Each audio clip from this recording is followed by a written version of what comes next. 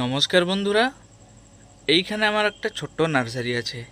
আর নার্সারির উপরের দিকে দেখুন কত লম্বা লম্বা লাউ ঝুলতেছে। এইটা একটা গাছের লাউ। এর আগে কিন্তু আমি 3-4বার হারভেস্ট করে নিয়েছি, অনেক লাউ হয়েছিল, খুব লম্বা লম্বা হয়।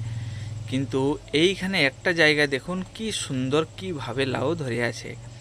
না তো কোনো রকম সার দেওয়া হয়েছে, না তো কোনো রকম ওষুধ দেওয়া হয়েছে। সার ওষুধ কোনো কিছু দেওয়া হয় না, কিন্তু যেখানে লাগানো হয়েছে এখানে এঁটেল মাটি আছে।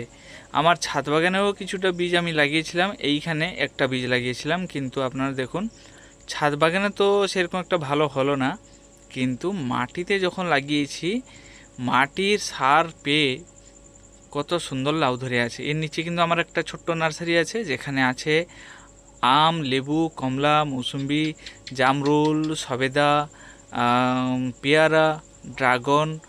তারপরে আমার কাছে এখন চারা রেডি চলছে, জামকুল মানে কালো যে থাই জামকুল আছে তার চারাটা রেডি চলছে।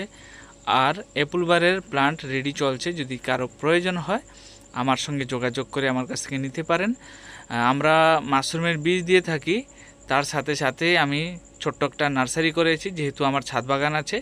তো যদি কারো চারা প্রয়োজন হয়, দীঘা থেকে বাসের সুবিধা থাকলে আমরা বাসে পাঠিয়ে দেবো। আমরা মাশরুমের বীজও দিয়ে থাকি। মাশরুমের বীজ যাদেরকে দেওয়া হয় তাদেরকেও বলছি, যদি কারো এরকম আম, লেবু টেবু চারা প্রয়োজন হয় আমার সঙ্গে যোগাযোগ করে আমার কাছ থেকে চারা ক্রয় করতে পারেন। ভিডিওটা কেমন লাগলো কমেন্ট করে অবশ্যই জানাবেন।